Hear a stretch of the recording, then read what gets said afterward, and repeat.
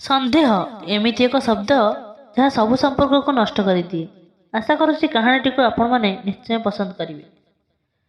ମା ଭିଣେଇ ଫୋନ୍ କରିଛନ୍ତି।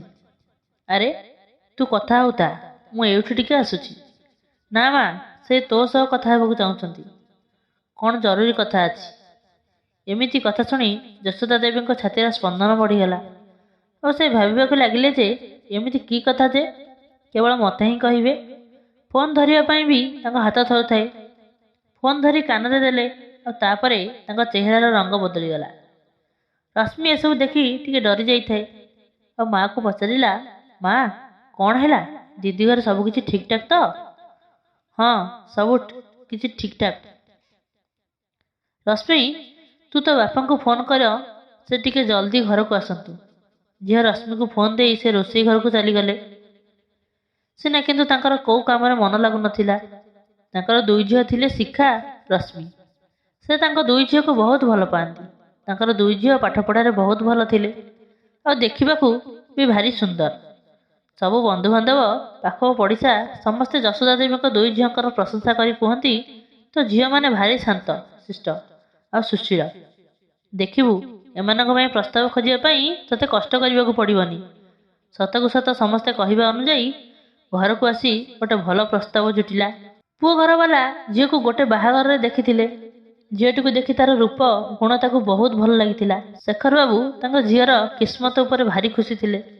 ସେ ଏ ବିଷୟରେ ତାଙ୍କ ସ୍ତ୍ରୀ ଯଶୋଦା ଦେବୀଙ୍କ ସହ କଥା ହେଲେ। ଝିଅ ଶିଖା ଏସବୁ ଶୁଣି ତା ବାପାଙ୍କୁ କହିଲା, ବାପା, ଏବେ ତ ମୋର ପଢ଼ା ସରିନି, ମୁଁ ଚାକିରି କରିବାକୁ ଚାହୁଁଛି, ତୁମ ନାଁ ରଖିବାକୁ ଚାହୁଁଛି। ଝିଅର ଏକଥା ଶୁଣି ବାପା କହିଲେ, ଆରେ ମା, ତୋ କଥା ଶୁଣି ମୁଁ ବହୁତ ଖୁସି ହେଲି। ମୁଁ ବି ଚାହୁଁଛି ତୁ ପାଠ ପଢ଼ି ଚାକିରି କର।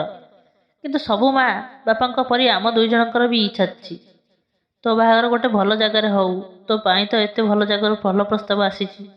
ମୁଁ ନିଜେ ତାଙ୍କ ସହ କଥା ହେଇଛି। ସେମାନେ ଭାରି ଭଲ ଲୋକ। ପୁଅ ବି ଭଲ ଚାକିରି କରିଛି।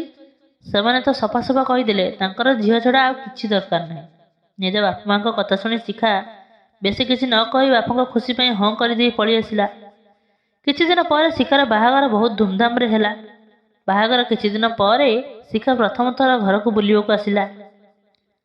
ଯଶୋଦା ଦେବୀ ଶିଖାକୁ ଦେଖି ତାଙ୍କୁ ଲାଗିଲା ଶିଖା ସମସ୍ତଙ୍କ ଆଗରେ ବହୁତ ଖୁସି ହେଉଛି, କିନ୍ତୁ ଏକାବେଳେ ସେ ଭାରି ଦୁଃଖୀ ରହୁଛି। ଯଶୋଦା ଦେବୀ ପ୍ରଥମେ ଭାବିଲେ, ଏବେ ନୂଆ ଘରେ ସମସ୍ତଙ୍କୁ ନେଇ ଚଳିବା ପାଇଁ ଟିକେ ସମୟ ଲାଗିବ, ସେଥିପାଇଁ ବୋଧେ ଦୁଃଖୀ ରହୁଛି। କିନ୍ତୁ 2-3 ମାସ ଯାଏ ଝିଅ ସହ ଯେତେବେଳେ ବି ଫୋନରେ କଥା ହୁଅନ୍ତି ତାଙ୍କୁ ତାଙ୍କ ଝିଅ ଖୁସି ନଥିଲା ପରି ଲାଗେ। ଶିଖା ଘରକୁ ଆସିଥାଏ। ଶିଖା ଭାରି ମନ ଦୁଃଖରେ କହିଲା, ମା, ତୁମ ବିନା ସେଠି ଭଲ ଲାଗୁନାହିଁ। ଯଶୋଦା ଦେବୀ କହିଲେ, ମା ରେ, ମୁଁ ତ ମା, ମୁଁ ନ କହିଲେ ବି ତ ମନ କଥା ବୁଝିପାରୁଛି। ଏସବୁ ଶୁଣି ଶିଖା କାନ୍ଦିବାକୁ ଲାଗିଲା। ଶିଖାର କାନ୍ଦିବା ଦେଖି ଯଶୋଦା ଦେବୀ କୋଳେଇ ନେଇ କହିଲେ, ମୋ ମା, କ'ଣ ହେଇଛି କହିଲୁ? କିଛି ସମୟ ପରେ ଶିଖା କହିଲା, ମୋ ଶାଶୁ ଶ୍ୱଶୁର ବହୁତ ଭଲ। ମୋତେ ସେମାନେ ବୋହୂ ନୁହଁ, ଝିଅ ପରି ଦେଖନ୍ତି। ତାହେଲେ ମା, ପ୍ରମୋଦ କ'ଣ ତୋତେ କିଛି କହୁଛନ୍ତି? ମା, ସେ ବି ବହୁତ ଭଲ, ମୋର ବହୁତ ଯତ୍ନ ନିଅନ୍ତି। ଆଉ ତାହେଲେ ମା, କିଏ କ'ଣ କହୁଛି? ଶିଖା କହିବାକୁ ଲାଗିଲା, ସମସ୍ତେ ମୋ ରୂପକୁ ନେଇ ବହୁତ ପ୍ରଶଂସା କରୁଥିଲେ। ସେ ରୂପ ଆଜି ମୋ ଶତ୍ରୁ ହୋଇଯାଇଛି। ତ କହିବା ମାନେ କ'ଣ ଶିଖା? ମା, ମୋ ଶାଶୁ ଶ୍ୱଶୁରଙ୍କ ମୋ ହସିବା ପସନ୍ଦ ନୁହଁ। ମୋର ସବୁ କାମରେ ମୋତେ ରୋକିବେ। ଦିନେ ଶାଶୁ ଶ୍ୱଶୁର ବାହାରକୁ ଯାଇଥିଲେ ଆଉ ପ୍ରମୋଦ ଅଫିସ ଯାଇଥିଲେ। ପ୍ରମୋଦଙ୍କର ଗୋଟେ ସାଙ୍ଗ ଆମ ବାହାଘରକୁ ଆସିପାରିନଥିଲେ, ସେଥିପାଇଁ ସେ ସେଦିନ ଘରକୁ ଆସିଥିଲେ। ମୁଁ ତାଙ୍କ ଘରକୁ ଡାକି ଖାଇବା ବନେଇ ଖାଇବାକୁ ଦେଲି। ସନ୍ଧ୍ୟାବେଳେ ଯେତେବେଳେ ପ୍ରମୋଦ ଆସିଲେ, ଏଇ କଥାକୁ ନେଇ ଘରେ ମହାଭାରତ ହୋଇଗଲା। ପ୍ରମୋଦ ସମସ୍ତଙ୍କ ଆଗରେ ମୋତେ କହିଲେ, କେହି ନଥିଲା ବେଳେ ଗୋଟେ ପରପୁରୁଷକୁ ଘରକୁ କ'ଣ ପାଇଁ ଅପସାଇଥିଲ? ଶ୍ୱଶୁର ମୋ ପକ୍ଷ ନେଇ ପ୍ରମୋଦକୁ ବହୁତ ବୁଝେଇବାକୁ ଚେଷ୍ଟା କଲେ, କିନ୍ତୁ ପ୍ରମୋଦଙ୍କ ମନରେ କ'ଣ ଜାଣିଥିଲା କେଜାଣି ସେ କାହା କଥା ଶୁଣିବାକୁ ପ୍ରସ୍ତୁତ ନଥିଲେ। ସେବେଠୁ ସବୁ କଥାରେ ମୋତେ ସନ୍ଦେହ କରୁଛନ୍ତି। ଝିଅର ଏକଥା ଶୁଣି ଯଶୋଦା ଦେବୀ ମନ ଦୁଃଖରେ ଭାବିଲେ, ଯେଉଁ ଝିଅ ପାଇଁ ଦିନେ ମୁଁ ଏତେ ଗର୍ବିତ ଥିଲି, ସେଇ ଝିଅ ଆଜି ପ୍ରତି ମୁହୂର୍ତ୍ତରେ ଜଳି ଜଳି ବଞ୍ଚୁଛି। ସେ ଯେମିତି ହଉ ନିଜକୁ ସମ୍ଭାଳି ନିଜ ଝିଅକୁ ବୁଝେଇ କହିଲେ, ମା ରେ, ବାହାଘର ହେଉଛି ଦୁଇଟି ଅଚିହ୍ନା ଅଜଣା ଲୋକଙ୍କର ମିଳନ। ଯେଉଁ ସମ୍ପର୍କ ଧୀରେ ଧୀରେ ସାଙ୍ଗରେ ରହିବା ପରେ ଦୁଇ ଜଣକୁ ବୁଝିପାରନ୍ତି। ଏମିତି ବି ହେଇପାରେ ପ୍ରମୋଦ ତତେ ଆଜି ଯାଏ ଠିକ୍ ସେ ବୁଝିପାରି ନାହାନ୍ତି। ମୋର ଏତିକି ବିଶ୍ୱାସ ଯେ ତୋ ବ୍ୟବହାର ଧୀରେ ଧୀରେ ସେ ତତେ ବୁଝିଯିବ ଆଉ ତା ମନରେ ଥିବା ସନ୍ଦେହ ବି ଦୂର ହୋଇଯିବ। ଯଶୋଦା ଦେବୀ ଝିଅକୁ ସିନା ବୁଝାଉଥାନ୍ତି, କିନ୍ତୁ ସେ ଭଲରେ ଜାଣିଥାନ୍ତି ଯେ ଥରେ ମନରେ ସନ୍ଦେହ ସୃଷ୍ଟି ହେଲେ ସେ ସନ୍ଦେହ ମନରୁ ବାହାରିବା ଅସମ୍ଭବ। ମା ଝିଅ ଦୁଇଜଣ ନିଜ ମନକୁ ବୁଝେଇ ରହିଲେ। ଆଉ ଆଜିର ଫୋନ୍ ଆସିବା କଥା ଶୁଣି ଯଶୋଦା ଦେବୀ ଆଉ ତାଙ୍କ ସ୍ୱାମୀ ଶିଖାର ଶ୍ୱଶୁର ଘରେ ଯାଇ ପହଞ୍ଚିଲେ। କଥାରେ ନାହିଁ, ମଣିଷ ମନରେ ଯେତେବେଳେ ସନ୍ଦେହ ଜାତ ହୁଏ, ସେ ଯେତେ ବି ଭଲ ସମ୍ପର୍କ ହେଉଥାଉ ନା କାହିଁକି, ସବୁ ସେ ଅବିଶ୍ୱାସର ନିଆଁରେ ଜାଳି ପୋଡ଼ି ପାଉଁଶ ହୋଇଯାଏ।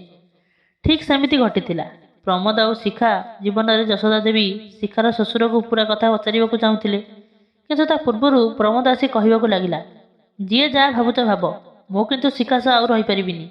ମୁଁ ଶିଖାକୁ ଛାଡ଼ପତ୍ର ଦେବାକୁ ଚାହୁଁଛି। ଏସବୁ ଶୁଣି ଯଶୋଦା ଦେବୀଙ୍କ ପାଦ ତଳୁ ମାଟି ଖସିଗଲା।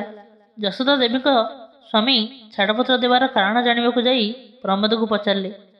ପ୍ରମୋଦ ରାଗିକି କହିଲା, ଯଦି ଜାଣିବାକୁ ଇଚ୍ଛା ହେଉଛି ତାହେଲେ ତୁମେ ତୁମ ଝିଅକୁ ପଚାର। ସେ ଭାବିଲେ ବୋଧେ ଛୋଟମୋଟ ଝଗଡ଼ା ହେଇଛି। ସେ ପ୍ରମୋଦ ପାଖକୁ ଯାଇ କହିଲେ, ଯଦି ଶିଖାର କିଛି ଭୁଲ ହେଇଛି ତାହେଲେ ଆମକୁ କୁହ, ଆମେ ତାକୁ ବୁଝେଇବୁ। ପ୍ରମୋଦ କହିଲେ, ମୋର କିଛି ବୁଝିବାର ନାହିଁ, ତୁମେ ତୁମ ଝିଅକୁ ନେଇଯାଅ ପାର। ଆମେ ଦୁଇଜଣ ସାଙ୍ଗରେ କେବେ ବି ରହିପାରିବୁନି। ଏମିତି କହି ସେ ଉଠି ସେଠାରୁ ଚାଲିଗଲା। ଶିଖାର ମା ବାପା ଉଠିକି ଶିଖା ପାଖକୁ ଗଲେ। ଶିଖା ତାର କୁନି ପୁଅକୁ ଧରି ରୁମ୍ରେ ବସିଥାଏ। ଯଶୋଦା ଦେବୀ ଶିଖାକୁ ଆଉ ତାର କୁନି ପୁଅକୁ ଦେଖି କାନ୍ଦିବାକୁ ଲାଗିଲେ। ଶିଖା କହିଲା, ମା, ମୁଁ କହିଥିଲି ନା, ଏମିତିକା ଖରାପ ସନ୍ଦେହ ଗୋଟେ ପୁରୁଷ ମନରୁ କେବେ ବି ବାହାରିବ ନାହିଁ। ସେ ସନ୍ଦେହ ଧୀରେ ଧୀରେ ତାଙ୍କୁ ଅମଣିଷ କରିସାରିଲାଣି। ତାଙ୍କୁ ଯେତେ ବୁଝାଇଲେ ବି ସେ ବୁଝିବାକୁ ନାରାଜ। କାଲି ସନ୍ଧ୍ୟାରେ ପ୍ରମୋଦଙ୍କର କିଛି ସାଙ୍ଗ ଆସିଥିଲେ ପୁଅକୁ ଦେଖିବା ପାଇଁ। ପୁଅ ହେବା ଖୁସିରେ ସେମାନେ ଆମକୁ ପାର୍ଟି ଦେବାକୁ କହିଲେ। ସେମାନଙ୍କ ଭିତରେ ସେଇ ସାଙ୍ଗ ବି ଥିଲା। ସେ ପାର୍ଟି କଥା ଶୁଣି କହିଲା, ପ୍ରମୋଦ, ପୁଅ ହେବା ଖୁସିରେ ଆଜି ପାର୍ଟି ମୋ ତରଫରୁ। ଏସବୁ ଶୁଣିଲା ପରେ ପ୍ରମୋଦଙ୍କ ପୁରୁଷତ୍ୱ ଉପରେ ପ୍ରଶ୍ନବାଚୀ ସୃଷ୍ଟି ହେଲା। ସେମାନେ ଗଲା ପରେ ପ୍ରମୋଦ ମୋ ଚରିତ୍ର ଉପରେ ଦାଗ ଲଗାଇବା ସୃଷ୍ଟି କରିଦେଲେ। ମନକୁ ଯାହା ଆସିଲା ମୋ ଚରିତ୍ରକୁ ନେଇ କହିଚାଲିଲେ। ତାଙ୍କ ସାଙ୍ଗ ପାର୍ଟି ଦେବା କଥା କହିଲାନି ଯେ ପ୍ରମୋଦ ନିଶ୍ଚିନ୍ତ ହେଇଗଲେ ଯେ ସେ ପିଲା ତାଙ୍କର ନୁହଁ, ସେ ପିଲା ତାଙ୍କ ସାଙ୍ଗର।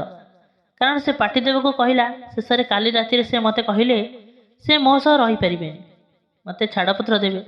ବାପା, ଗୋଟେ ଝିଅ ସବୁ କିଛି ସହିଯାଇପାରେ, କିନ୍ତୁ ତା ଚରିତ୍ର ଉପରେ କଥା ଆସିଲେ ସେ କେମିତି ସହିବ ବାପା? ବାପା, ମୁଁ ଏଇ ମଣିଷଟା ସହ ରହିବା ପାଇଁ ସବୁ ପ୍ରକାର ଚେଷ୍ଟା କରିସାରିଲିଣି, କିନ୍ତୁ ଏବେ ଆଉ ରହିପାରିବିନି। ମୁଁ ବି ନିଷ୍ପତ୍ତି ନେଇସାରିଛି, ମୁଁ ମୋ ପୁଅକୁ ଏକା ପାଳିବି, ଚାକିରି କରିବି, ତାକୁ ଏମିତି କେବେ ବି ହେବାକୁ ଦେବିନି। ବାପା, ତୁମେ କ'ଣ ମୋ ସାଥ ଦେବନି? ଶିଖାର ବାପା ଝିଅର ମୁଣ୍ଡରେ ହାତ ରଖି କହିଲେ, ମାରେ, ତତେ ମୁଁ ଛୋଟବେଳୁ ସ୍ୱାଭିମାନର ସହ ବଞ୍ଚିବା ଶିଖେଇଛି। ଆଜି କ'ଣ ସମାଜରେ ଡରରେ ତତେ ମୁଁ ଏକା ଛାଡ଼ିଦେବି? ସ୍ୱାମୀ ସ୍ତ୍ରୀର ସମ୍ପର୍କ ବିଶ୍ୱାସର ବନ୍ଧନ। ସେ ସମ୍ପର୍କକୁ ଜୋର ଜବରଦସ୍ତି ତିଆରି କରାଯାଇ ପାରିବନି। ମୋ ଝିଅ, ତୋ ବାପା ମା ତୋ ସହ ସବୁବେଳେ ଅଛନ୍ତି। ତୋ ନିଷ୍ପତ୍ତିରେ ଆମେ ତୋ ସହିତ ଅଛୁ। ବନ୍ଧୁଗଣ, ଦୁନିଆରେ ଅନେକ ସମ୍ପର୍କ ସନ୍ଦେହ ପାଇଁ ନଷ୍ଟ ହୋଇଯାଉଛି। ଦୁଇ ଜଣଙ୍କ ଉପରେ ଏମିତି ବିଶ୍ୱାସ ଭରସା ରଖ, ଯେମିତି ସନ୍ଦେହ ପରି ତୃତୀୟ ଲୋକ ତୁମ ଭିତରେ କେବେ ପଶିପାରିବନି। ଆଶା କରୁଛି କାହାଣୀଟି ଆପଣମାନଙ୍କୁ ନିଶ୍ଚୟ ଭଲ ଲାଗିଥିବ। ଆମ ଚ୍ୟାନେଲରେ ଆପଣଙ୍କୁ ଆଗକୁ ଆହୁରି ଭଲ ଭଲ ଶିକ୍ଷଣୀୟ କାହାଣୀ ଶୁଣିବାକୁ ପାଇବେ। ତେଣୁ ଡେରି ନ କରି ମୋ ଚ୍ୟାନେଲକୁ ଏବେ ହିଁ ସବସ୍କ୍ରାଇବ୍ କରନ୍ତୁ, ଭିଡ଼ିଓକୁ ଲାଇକ୍ କରନ୍ତୁ, କାରଣ ଆପଣମାନଙ୍କର ଛୋଟିଆ ଲାଇକ୍କୁ ଆମକୁ ଆଗକୁ ବଢ଼ିବା ପାଇଁ ଉତ୍ସାହ ମିଳିଥାଏ। ଆଉ ହଁ, ଆପଣଙ୍କର ମୂଲ୍ୟବାନ ମତାମତ କମେଣ୍ଟ ବକ୍ସରେ ନିଶ୍ଚୟ ଜଣାନ୍ତୁ। ଭିଡ଼ିଓଟି ଭଲ ଲାଗିଲେ ସାଙ୍ଗମାନଙ୍କ ସହ ଟିକେ ସେୟାର କରିଦିଅନ୍ତୁ।